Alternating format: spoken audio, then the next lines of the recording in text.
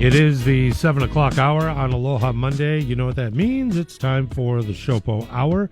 And delighted that we're underway with the fellas in studio. Brother Nick has the morning off. However, Brother Steve, Brother Mark in studio today. And gentlemen, I want to wish you a very good morning. Morning, Rick. Good morning, Rick. Morning. Are we going to let's try the phones. Let's try the headphones, see if they're working. Mine work. Yeah. Are you good? I tried them out earlier. Yep. Brother Rome's came in and gave him a run through. Yep. We're good. We're good. All right. That means telephone calls at 521-8383. All right. It's been a couple of weeks, but doing very well. Brother Steve, how you? Rick, doing great. Always happy and grateful to be here with you and your listeners. Awesome sauce. Brother Mark? Doing good. You know, getting things done, and happy Monday. Here we are. You know? Here we are. Let me just jump right on it. I'm going to play a story because road rage, man, is just anecdotally. I talk with folks who say, yeah, I had a guy, you know, and it goes all the way from flipping somebody off and riding up behind. I had one guy that was on Nimitz, just in my trunk. And I'm like, what are you doing, you moron? And he's like, to a story I want to share with you that happened out Nalo's side, courtesy of KITV.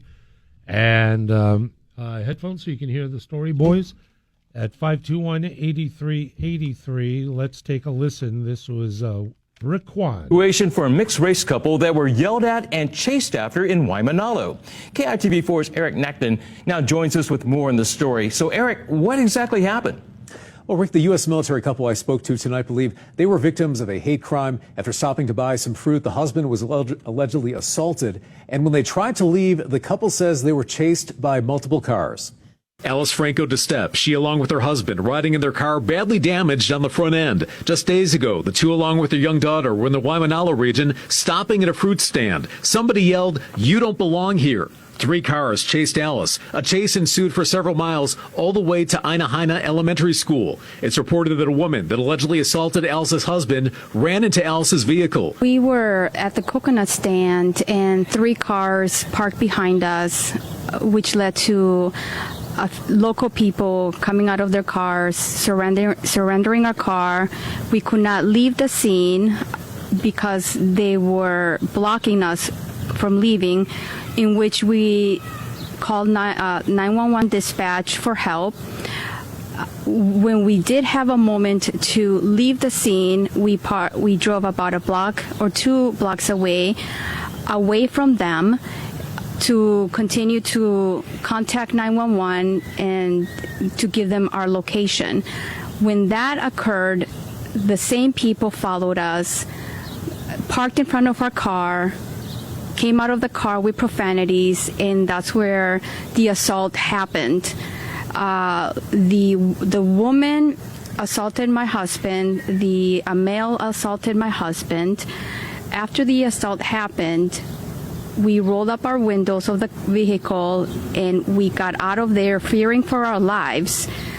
And that's where the chase began. Beyond that, an ambulance was called. We want to bring light to the public for the lack of police action for the woman that not only endangered our family, but her 3 small children.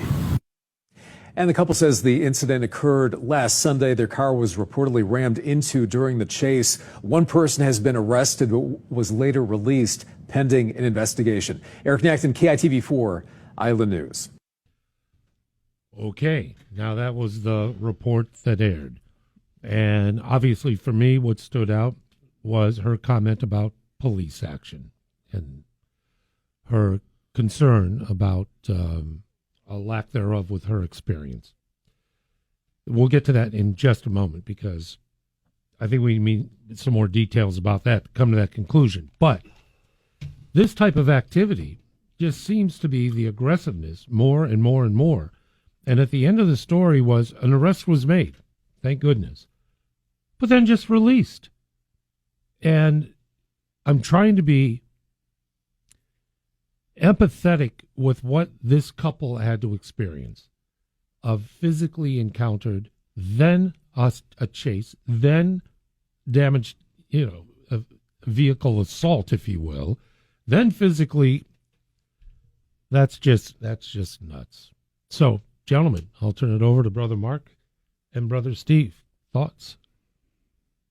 There's a lot of moving parts with this, okay? Number one. There's two sides to every story, number two, right? I'm not saying it didn't happen, not saying, but, her comment of, lack of police or all that, police is the easy target in this case, right, for her, because she didn't get what she wanted, basically. That's what it sounds like, number one. But the release part is, that doesn't mean investigation stopped. The investigators probably need to do a lot more to complete the investigation. So, you can't hold these guys more than 48 hours. If they don't have enough for their the investigation to charge them, they're going to have to release them. But that doesn't mean that nothing's going to be done. They could go grand jury later, and there's a lot of moving parts with this type of investigation. So, it doesn't mean nothing's being done. So, Steve? Obviously the optics on this aren't good. You can tell that, it affected her. But I think maybe to Mark's point, she wants to blame the police department. And I understand that, she may have experienced some trauma with that, and she's looking to blame somebody. You can tell she's angry. She wants some type of accountability. I would remind everybody that sometimes to get accountability, there's a process that needs to happen, and it takes time. And to Mark's point, the process sometimes moves a little bit slow. Now, when I was listening to the story there's a lot of moving parts, and clearly we don't know the total picture. I'm asking myself, did she pull away? Did she actually talk to dispatch? Did she follow directions that were given to her? Where did officers intercede? Of course, when I see that, as law enforcement, I have a million questions of, did she get through to dispatch? Because sometimes military families have out-of-state phone numbers, and in that particular area, you can't always get through to communication. So were calls being dropped? Did she follow instructions? That's a long way to kind of chase somebody, right? And the optics are bad. It's unfortunate that at the back end, she wanted to make the story more about a lack of police response, and hopefully,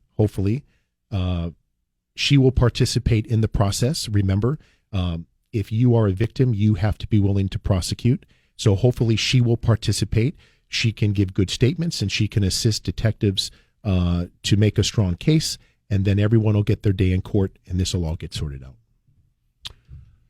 I think what's going to come up in the public's mind is her commentary aside.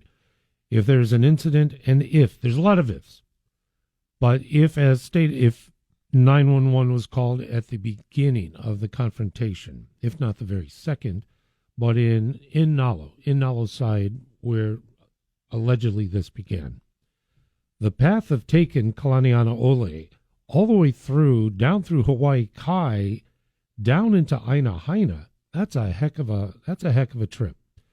If there is an assumption, and I know it's terrible, not necessarily accurate to do so, that dispatch was connected, the sufficient amount of time for an intervention by an officer while on the road, the public would say, listen, man, that's a long way to go. And if they called 911, then a car should have been there and they could have intercepted. So that's where the next step of the imagination or supposition takes a lot of the public. Yeah, I can't help but think there's pieces of the story that we're not totally getting. I'm sure that happened, but to go that distance, again, like I said, to Mark's point earlier, I just think there's more to this that we need to figure out. And if I think back to road rage incidents, Rick, so you're saying that a group of locals it was a completely unprovoked. The military family did absolutely nothing. They were surrounded. They were attacked. They said nothing. They did nothing. The military family gets in their car, drives away, drives for miles, and then the locals are following them. Meanwhile, the military family is not saying anything, not doing anything. I'm just trying to process this. What do you mean? Mm-hmm. I'm not saying it. We heard them say it, first Yeah. of all. Yeah. Second of all, Yeah. what I'm trying to do is speak for our listeners of what's going through their mind. Yeah. Of that is a scenario, they're kind of going, well, wait a second, if, Yeah, a lot of ifs. You're right. you know, and Right. like I acknowledge, a lot of ifs. So another thing you brought up to the distance, right? Waimanalo to where Ainahaina, right? Ainahaina Elementary. So Which you have to make a right at Longs to get up to Ainahaina Elementary. So, yeah, so there's many shopping centers they passed. Number one, why not pull into a shopping center? A lot of people, right? But here's the thing: when we get called to say hazardous drivers, for instance, where this would kind of be the same thing. It's hard to pinpoint and find these people because she's on the phone. Okay, we're over here, but an officer heads to that location, they're gone. You know, it's not easy to find the location of where a moving car is going or is, right? So, again, too, how many people on the road? Are they answering calls for service? Who's available, right? What was the time of day? Middle of the day or something? I mean, but we don't know. We don't know who was available. What if nobody was available? It happens. And Rick, I don't know enough on the backstory of when police response. I don't know how many officers responded to that call. We don't know how many showed up. We don't know what was actually done.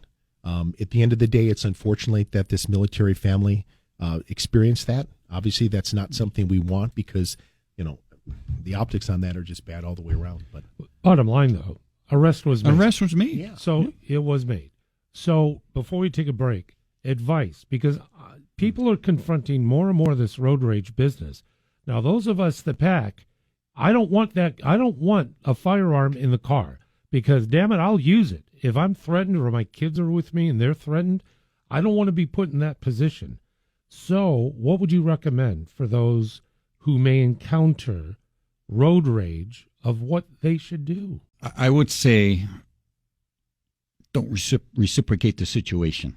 Right? If someone's going berserk, let them go berserk. You don't know, number one, this person drinking, this person's on drugs, their mental capacity, right? Yeah. Let it go. Is it worth your life or is it worth injury?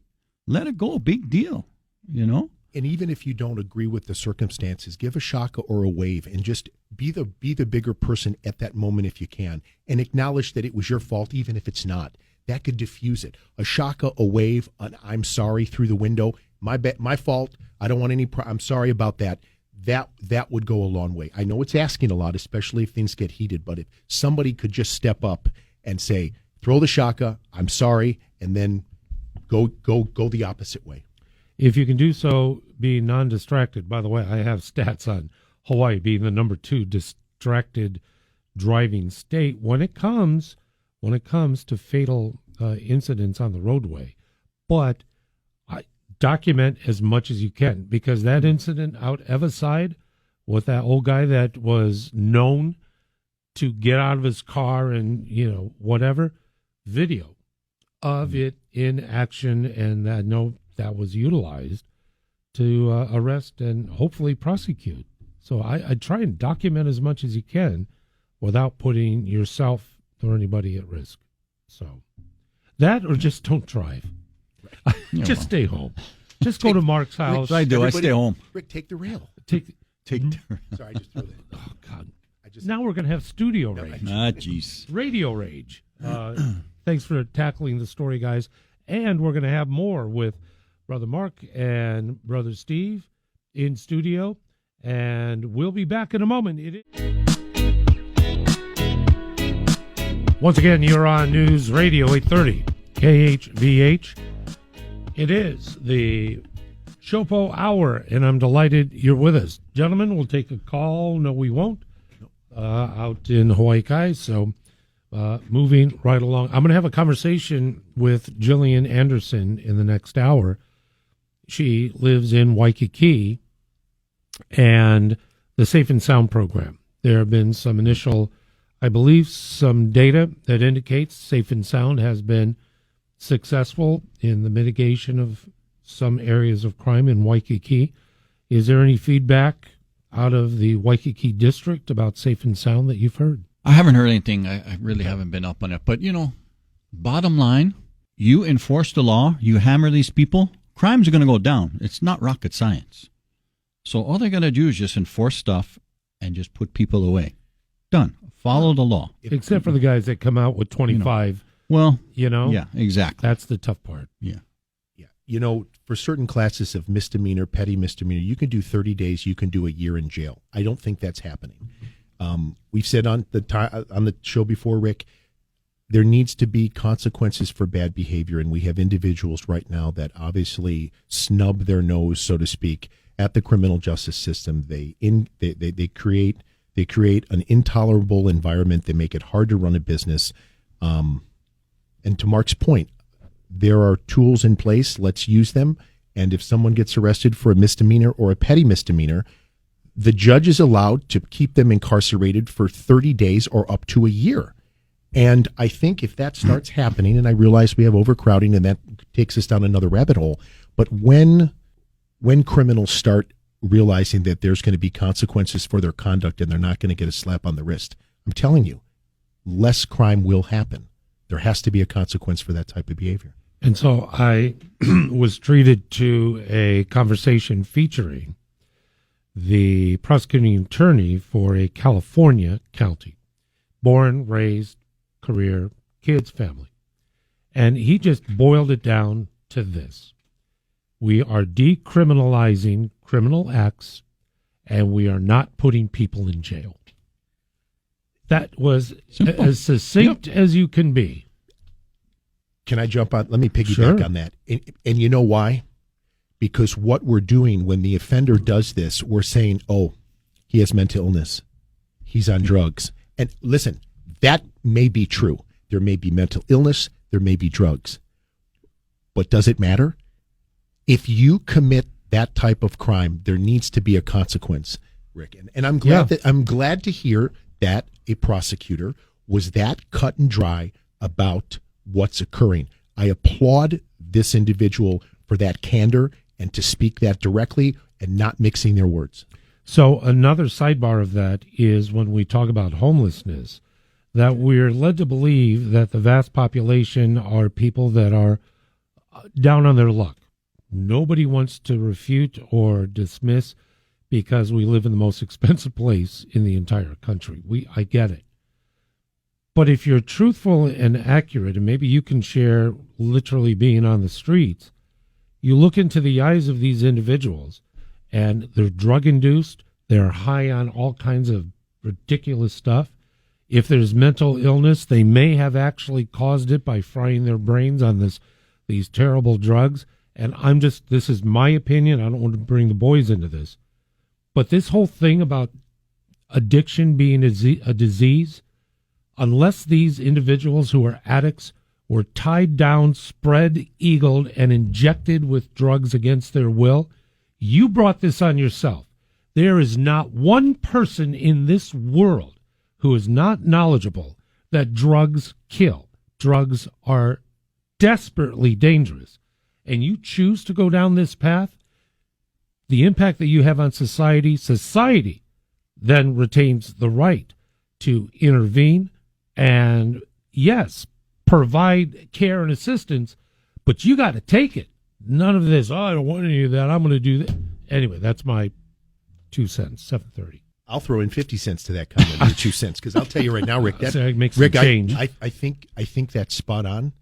And my experience as a street cop, my experience has been when interacting with these individuals, they are choosing, there is a choice that they're making to actually live on the street, because if they take advantage of the different programs that would be afforded to them, they have to abide by rules. Sobriety, no drugs, limiting the number of pets, a curfew. They are making a choice to not participate in the social programs because they don't want to follow the rules. Well put. Absolutely. Final thought, Mark, for the break? No, I mean, we're talking about these criminals and their brash behavior, right? The criminal justice system is the one that lets it happen. Again, they do something, we hammer them, they go to jail, you do your thing. It's going to slow down, right? But listen to this. This is what I heard the other day, and it's so true. Mm-hmm. Every society gets the criminal it deserves. Interesting. Think about it, right? So they go to court, slap on the wrist, or judge says, "Oh, poor you, you have mental problems or you have a drug problem. Let him go. Let him go. Let him go." 43-year-old Waikiki man was arrested for assault, etc. And in that process of apprehension, he damaged a police automobile and a couple of other things. As a matter of fact, he had 25 prior convictions, including theft, assault, and domestic violence. And he's out on the streets, and he assault against a 60-year-old plus. I guess there's a provision. Crime against the elderly. Crime against. Yes. I'm elderly? You're an elderly guy. Well, we'll leave it at that. I'm going to have to. I need a minute. Wow, that's so bad. My goodness. Hey, you brought it up, not me. I didn't mean to. I brought it up like yesterday's lunch. Pass them the monsters and the Ritz crackers. Get them back on track. Come on now. Bring right. some more on. Levity aside, 25 prior convictions. Yeah. And it bespeaks exactly what we talk about on this program. You're arresting over and over and over again. And 25 priors, that's nothing new. The officers are dealing with this stuff every single day. And I guarantee you we look at that and we're like, 25, is that all? Yeah. It's ridiculous. It marks, there are individuals in the community, Rick, that have 100 priors. And again, we want to show compassion, right? We are a compassionate society. We want to be empathetic, but there comes a point where there needs to be consequences for conduct, and people need to be held accountable. And as far as damaging the vehicle goes, just to share with the listeners, obviously handcuffed to the back, their seatbelt in the back, but sometimes on the way to transport, people can get a little squirrely back there. And what they do is they position themselves and they use their feet and they kick out the back window. Yep.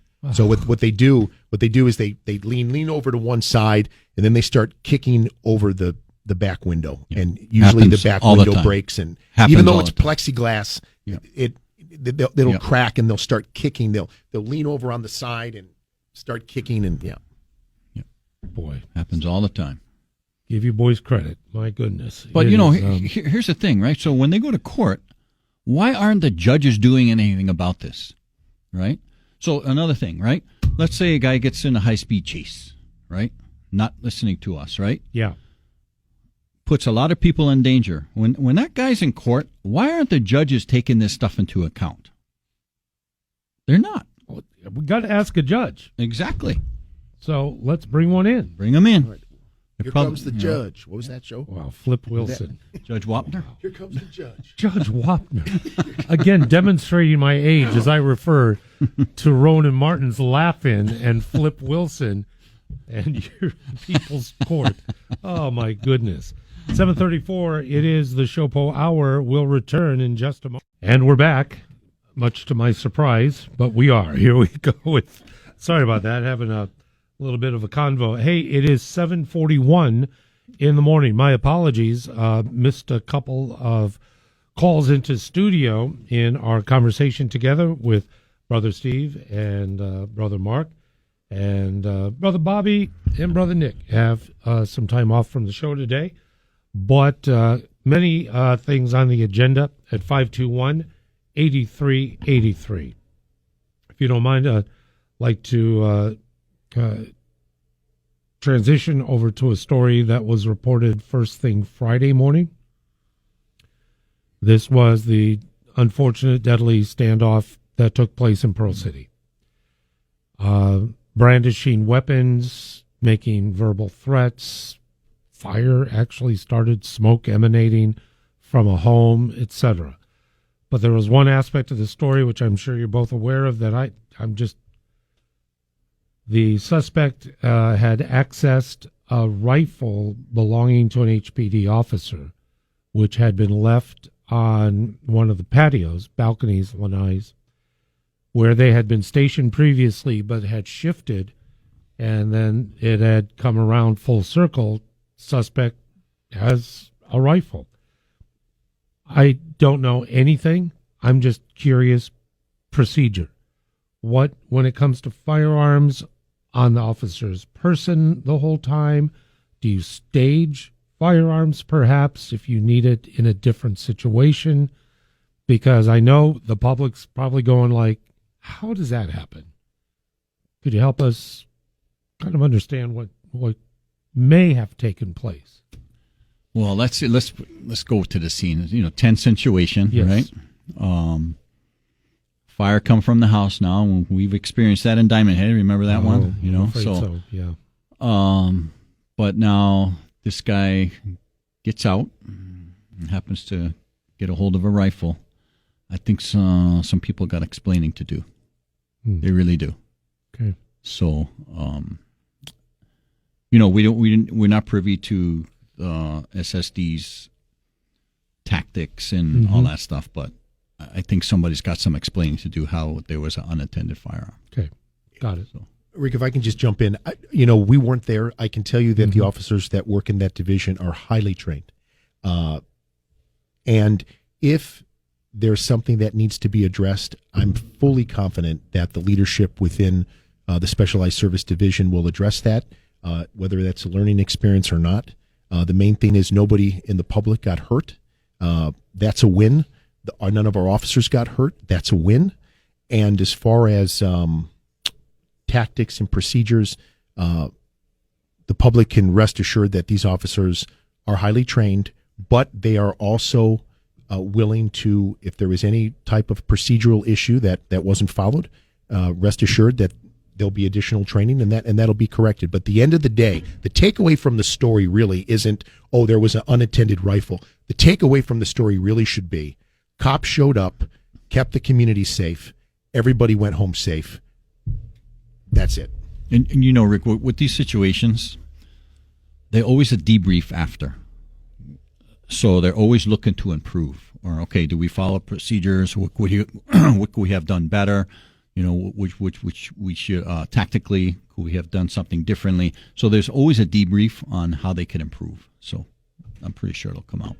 It is 7:45 already in the morning. I mentioned for our friends to come back online, and Vincent out Hawaii Kai side. Thank you for your diligence, Vincent, and thank you for being part of the program. Vincent, Hawaii Kai, good morning. Good morning, Rick, a fifth-time caller, long-time listener. And I want to thank the officers for all they do. It's not an easy job. But there is one thing that I'm getting confused about. Your governor and the mayor and even their police chief said that the crime rate is way down. And then all your journalist friends said that, Rick. No. First of all, you got to stop, okay? Don't lump me in with a report that you're critical of, all right? You want to attribute it to somebody, attribute it to the people that are giving you those details. Please. Thank you. Well, yeah, I listen to you every day, Rick.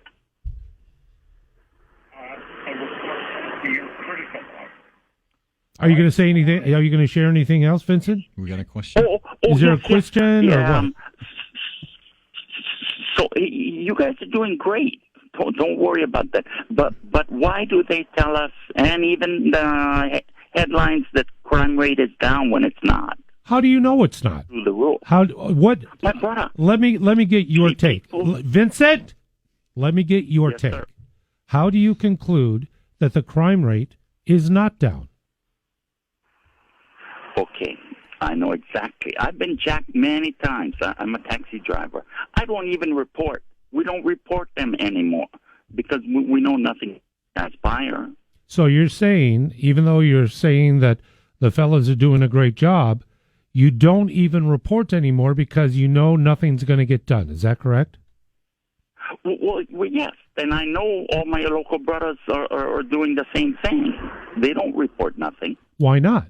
Is it really bereft of any confidence in our law enforcement team? They come to take the report, hold your hand, and then if it's not a real big crime, they don't have time. They're busy chasing the homeless, the mainland homeless around. They do great.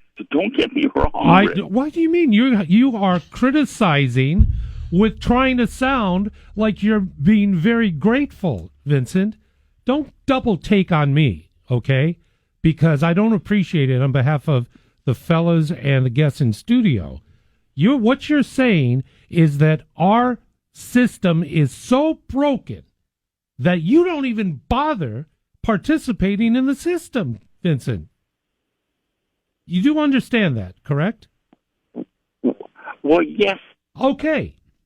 So I don't know how would you, I don't want to speak for you guys. I'm sorry, but that's very irksome when there's a disingenuousness to calls and comments. Gentlemen, to you. Well, we'll start from the beginning. Vincent, you kept referring to your governor, your mayor, your whatever. They're all yours too, not just ours, all right? So do something about it and get in that voting booth if you don't like it, number one. Number two, you need to report what's going on. Simple. And then if you get jacked all the time, well, do something about it. What are you doing about it? You have any video in your car? You have witnesses? Do something about it. Don't just sit on the sidelines, because you're letting all this happen by letting these guys get away with it. Yeah, Vincent, I want to acknowledge, I think you have a tough job. Driving in a car 10, 12 hours a day has got to be tough. I would strongly encourage you to report. If you are a victim of any type of crime, Vincent, you want to report it.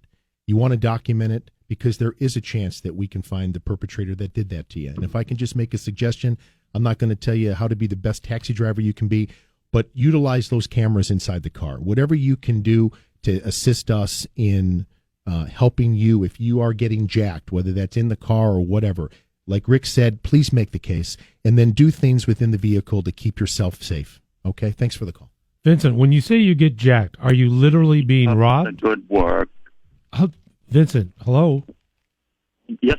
Hi. When you say that you're getting jacked, are you literally being robbed?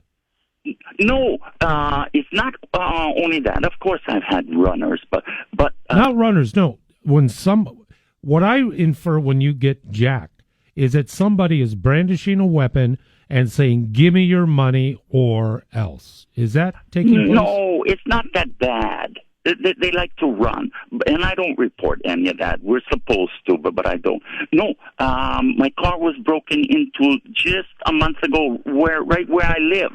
So the manager had the license number and the picture of the van that did that, and I took it down to the receiving desk.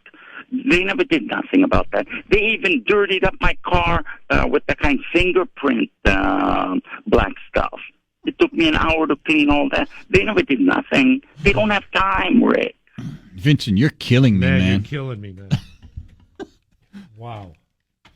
Oh, Thank you God. for the call very much. It's 7:51 in the morning. News Radio 830. Delight to be with you in the waning moments, gentlemen. Waning. Just a few minutes remaining. I want to thank all of our friends for dialing it up for the SHOPO Hour, which takes place every Monday at this time, unless there's a holiday or Steve has a bikini photo shoot. And then, priorities. There was, I don't want to get into that.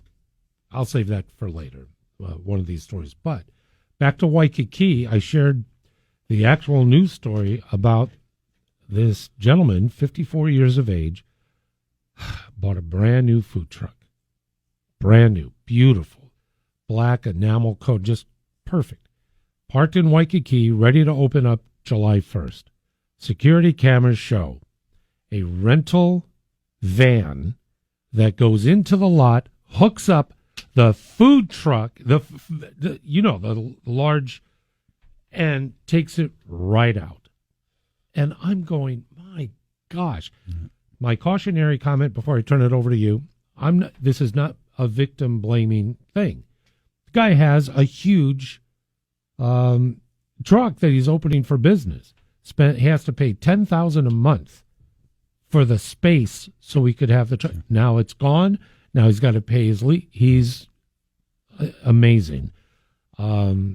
I just want to get your take on the type of crime that's taking place in Waikiki and maybe even elsewhere. Well, I don't think it's isolated to Waikiki. Yeah. It's all over the place, So I know a few people that have food trucks, and Yeah, they pay some big bucks for those spaces, and they're getting ripped off a lot. Like a friend of mine had their $6,000 generator ripped off out of their food truck last week. It wasn't in Waikiki; it was someplace else. But it's just, it's just brazen. There's no consequences for what these people are doing. If you have something expensive and it's on wheels, you want to make sure those wheels can't turn, because if you don't, it's easy to steal. That's why we encourage. That's why guys that enter construction trade, they don't keep their front loaders. They don't keep anything on a trailer, because guys were pulling F-250s and F-350s up and hooking the trailers up and stealing the equipment. And I hope that this entrepreneur has insurance. I hope he's not discouraged. But again, just forward thinking. And again, when you're putting a business together, probably the last thing he's thinking about is somebody coming hooking up the food truck. But don't make it easy. Make sure that tie the axles down. Do something, just something that doesn't allow that to move. Because it's a trailer. It's not self-contained, but they just and gone. Or depending on where that property is, then the landowner that you're paying that rent to can possibly do something proactively to prevent that from occurring. Obviously, you learn from an experience, and if there's stanchions or concrete pillars or something that can prevent access to a driveway, because clearly if somebody drove a food truck out of there's obviously a big space to work with, right? Just back it up and pull it out. If they can implement something in the future, then that once he recoups his losses, if he can, he gets squared with the insurance or whatnot, he wants to regroup, that entrepreneurial spirit that makes our country great, put something in place then that doesn't allow that to happen.